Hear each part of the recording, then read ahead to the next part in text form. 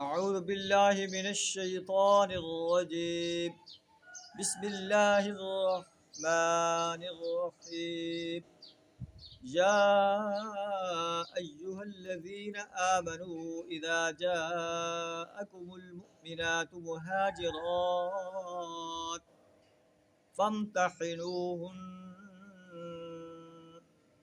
الله أعلم بإيمانهن، فإن علمتموهن مؤمنات فلا ترجعوهن إلى الكفار. صدق اللہ العظیم. سورہ ممتحنہ کا ہم مطالعہ کر رہے ہیں. آیت نمبر 8 کا ایک جز آپ کے سامنے تلاوت کیا، آیت نمبر 10 کا ایک جز آپ کے سامنے تلاوت کیا. صلح حدیبیہ کی شرائط میں سے ایک یہ شرط یہ تھی کہ جو مرد مسلمانوں میں سے مکہ سے مدینہ کی طرف آئے گا تو نبی صلی اللہ علیہ وسلم اسے واپس کر دیں، اور آپ نے اس معاہدے کا پاس کیا. تو کچھ مومنات جو ہیں وہ مکہ سے مدینہ تشریف لائیں تو کفار نے ان کا مطالبہ کیا. آپ فرمایا کہ یہ مردوں کے لیے شرط تھی، عورتوں کے لیے شرط نہیں. اللہ نے قرآن نازل فرما دیا کہ جب مومن عورتیں ہجرت کر کے تمہارے پاس آئیں ان کا امتحان لو، اللہ ان کے ایمان کے بارے میں زیادہ جانتا ہے. اگر تمہیں معلوم ہو جائے کہ مومن ہیں فلا ترجعوہن الی الکفار، انہیں کفار کی طرف نہ لوٹاؤ.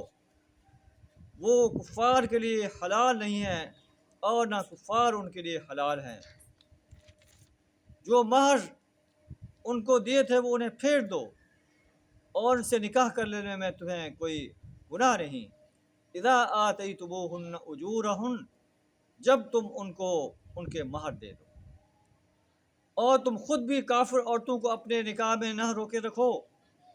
واسألوا ما انفقتم وليسألوا ما انفقوا، جو مہر تم نے اپنے کافر بیویوں کو دیے تھے وہ تم واپس مانگ لو، اور جو مہر کافروں نے اپنی مسلمان بیویوں کو دیے تھے انہیں وہ واپس مانگ لیں. ذالک حکم اللہ، یہ اللہ کا حکم ہے. اللہ کے حکم کو یحکم بینکم، وہ تمہارے درمیان فیصلہ کر رہا ہے. واللہ علیم حکیم، اللہ علیم و حکیم ذات. اللہ سے دعا ہمیں قرآن کے اس گائیڈ لائن کو فالو کرنے کی توفیق عطا فرمائے.